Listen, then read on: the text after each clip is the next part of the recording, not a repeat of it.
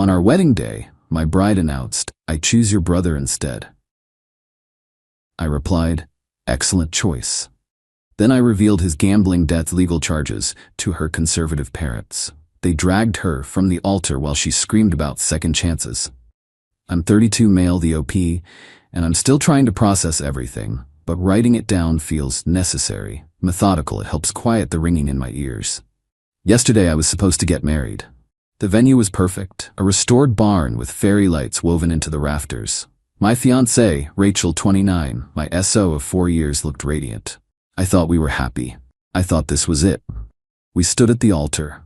The officiant did his whole speak now or forever hold your peace bit. It's always a little dramatic, right? A little movie moment that never actually happens, except it did. Rachel, my Rachel, turned to face the 100 guests. Her hand was still in mine, but it was limp. Cold. "I can't do this," she said, her voice trembling but clear. She looked out, her eyes finding my brother, Patrick, 30, my best man, standing beside me. "I'm sorry, I love you, but I'm in love with someone else." A collective gasp rippled through the guests. My mom's face crumpled. My dad looked like he'd been struck. I just stood there, my heart a frozen lump in my chest. She looked at him. "I choose Patrick." The silence that followed was the loudest thing I've ever heard. Patrick, the absolute coward, just stared at his shoes.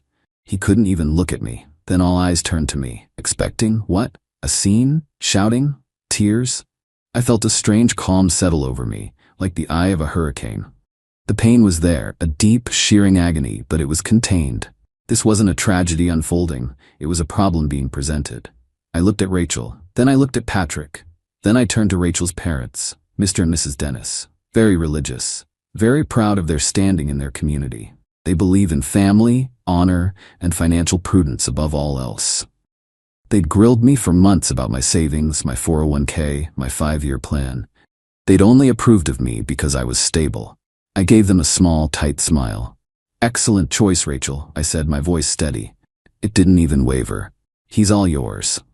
Then I addressed her father directly. "Mr. Dennis, since we're sharing truths today, I feel it's only fair you have all the information about your new prospective son-in-law." The crowd leaned in. I didn't shout. I spoke with chilling clarity. "A few weeks ago, Patrick came to me for a significant loan, and it made me concerned. I looked into his situation. You should know that he is currently managing over $38,000 in online gambling debts. He also has 2 pending legal issues. One for public intoxication and disorderly conduct, and another is a small claims suit from a former landlord for $4,200 in damages. I have all the documentation to back this up, should you wish to see it." I let the facts hang in the air. I hadn't needed a prop. The truth was weapon enough. The explosion was instantaneous. Mr. Dennis's face went from pale to a deep apoplectic purple. Mrs. Dennis let out a sound like a wounded animal. Rachel started screaming, not at me, but at her father. "It's not like that. He's going to change. Everyone deserves a second chance." Mr. Dennis wasn't listening. He grabbed her arm, his knuckles white. "You have shamed us. You have shamed this family." He started physically pulling her, his own daughter, down the aisle and out of the barn. She was wailing, trying to wrench her arm free, her beautiful white dress dragging in the dirt. Patrick finally moved. He ran after them, shouting, "Sir, let her go. We can explain."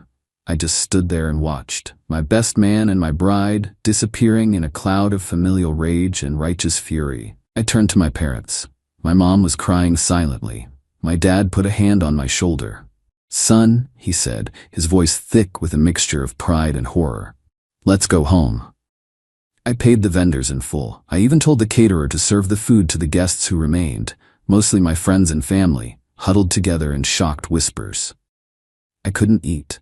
I'm now sitting in the house that was supposed to be our house. Her makeup is still on the vanity. His muddy Adidas sneakers are by the door from the last time he visited. The silence is deafening. I feel hollowed out, but clear. I didn't get hysterical. I just presented the facts. The consequences were the natural result of their own actions. This is the beginning of something, I know. They will not go quietly. But neither will I. Update. It's been a strange fortnight. The silence of the house has become a companion. I've packed all of Rachel's things, every last bobby pin and half-used bottle of moisturizer. I boxed them up neatly, labeled them. I'm not a monster, I'm just organized. The calls started about 3 days after the event. First from Rachel. A barrage of texts and voicemails. They swung wildly from furious to pleading. You humiliated me. You ruined the most important day of my life. Followed by, baby, we can fix this. I made a mistake, a terrible, terrible mistake. It was the pressure. Patrick meant nothing.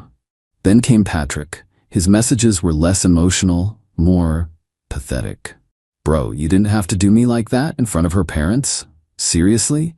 You've ruined everything. I didn't respond to a single one, blocked their numbers. My peace was more valuable. The first real move came last Tuesday, an email from Rachel. The subject line, Our Things. The email was short and demanding. She informed me that she and Patrick would be coming by on Saturday to pick up their belongings. She attached a list. It was audacious. It included her personal items, which was fine, but it also listed half the furniture, the new 65-inch television we'd bought together, the premium espresso machine I'd received as a birthday gift from my parents, and, bafflingly, the good towels. She also demanded the $2,850 security deposit from the apartment we'd shared for 2 years before moving into this house, a property that is solely in my name. To H, I almost laughed. This is where the cold, clear part of my brain took over. I wasn't going to get into a screaming match over email. I was going to use the system. I replied. My email was polite and formal. Subject, Our Things. Rachel, your personal belongings have been packed and are available for collection. Please let me know what day and time you would prefer, and I will leave the boxes on the front porch for you to collect. To avoid any discomfort for all parties, I will not be present. Regarding the other items you listed, I have attached copies of the credit card statements and bank transfers showing my sole purchase of the furniture, television, and espresso machine. As these are my property, they will be remaining in the house.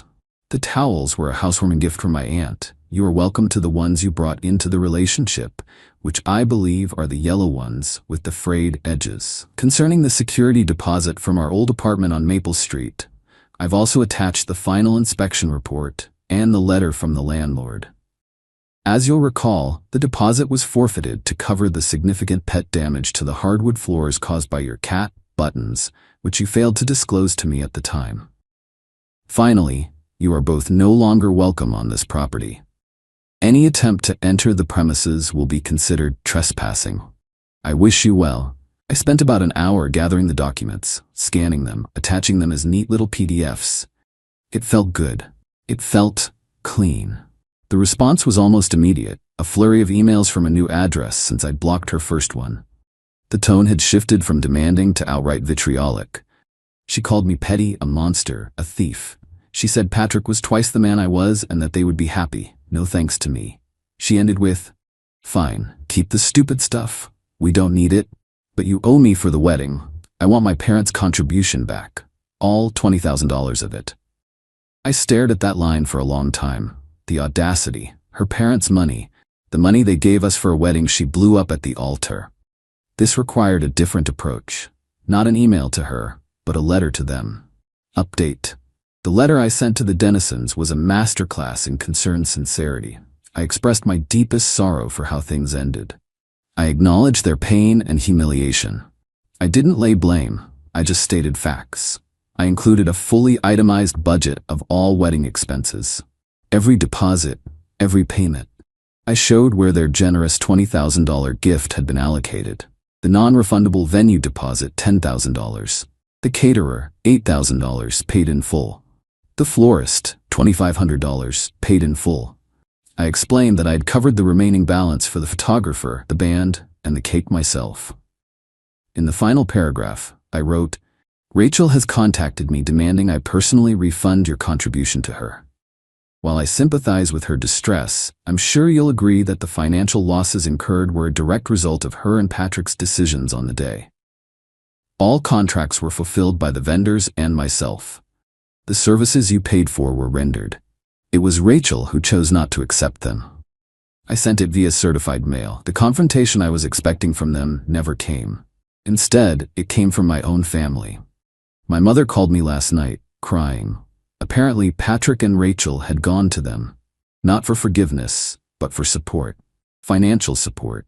They were living in a cheap motel and had been completely cut off by her parents, and Patrick had lost his job. He tried to claim it was because of the scandal, but I later found out the real reason. His financial issues had bled into his work life. He'd been fired for getting aggressive with human resources after they denied him a payroll advance for the third time in 2 months. It wasn't the scandal that did him in. It was the desperation he'd created for himself. Now they had the gall to ask my parents to help them, to give them money to start over.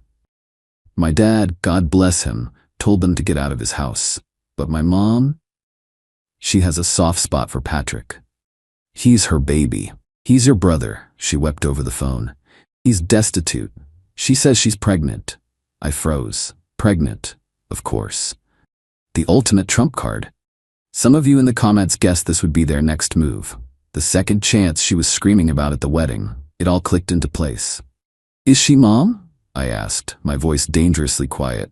Or is that just what they're saying now that they're desperate? She says she is. They're your family, your own blood. This was the first moment I felt the ice around my heart crack. A flash of real hot anger. No, Mom, I said, my voice hard. He is your son. She is the woman he betrayed me with. They made a choice. They stood in front of 100 people and made that choice. Every consequence since has been a direct result of that single decision. Do not ask me to fix this. Do not ask me to pay for their life together. I'm done. I hung up. It was the first time in my life I'd ever hung up on my mother. For a moment, I felt a wave of guilt, but then it was replaced by something else. Resolution. The line had been drawn, not by me, but by them. I was just refusing to let them cross back over it. This morning I got a notification from Spotify. Rachel D has been removed from your family plan. A small, petty detail, but deeply satisfying. I changed the Netflix password too. The digital cords are being cut, one by one. They think a baby will be their salvation. A way to guilt-trip both families into funding their mess. They've miscalculated. They don't know I'm holding one last critical piece of information. I'm just waiting for them to play their hand. Update. It's been a year. I thought I'd post a final update for everyone who followed this saga. The story didn't end with a bang, but with a series of predictable, pathetic whimpers, followed by one final quiet click. The pregnancy gambit was, as suspected, a lie. But it wasn't exposed by a tearful confession.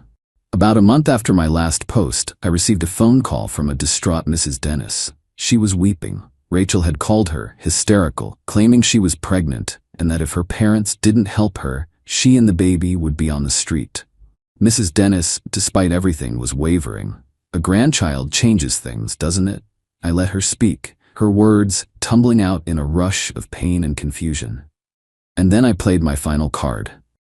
Mrs. Dennis, I said, my voice gentle but firm. I am so sorry you are being manipulated like this. Before you make any decisions, you should ask Rachel a specific question. Ask her about her appointment with her physician, Dr. Alexander, on March 12th. Ask her why she was referred to the Holloway Fertility Clinic. When she and I were still together, she told me the referral was due to significant fertility challenges she was worried about. A surprise pregnancy now seems statistically improbable. There was a long, heavy silence on the other end of the line. A fertility clinic? She whispered. Yes, I confirmed. I'm sorry to be the one to tell you. I truly wish you and your family peace. That was the click. The sound of the last door slamming shut in their faces. I never heard from the Dennisons again, but I heard through a mutual acquaintance that the call between Rachel and her mother that followed was apocalyptic. The lie wasn't just a lie. It was a cruel, calculated attempt to prey on her mother's deepest desires for a grandchild. It was unforgivable. Mr. Dennis, a man of honor, considered it the final nail in the coffin. He told a friend, I have one daughter. She is a missionary in Africa. He'd simply erased Rachel from his life. Without family support, their great love story quickly curdled. Reality hit them, and it hit hard. Patrick tried to sue me for emotional distress and slander, claiming my revelation at the wedding had ruined his life.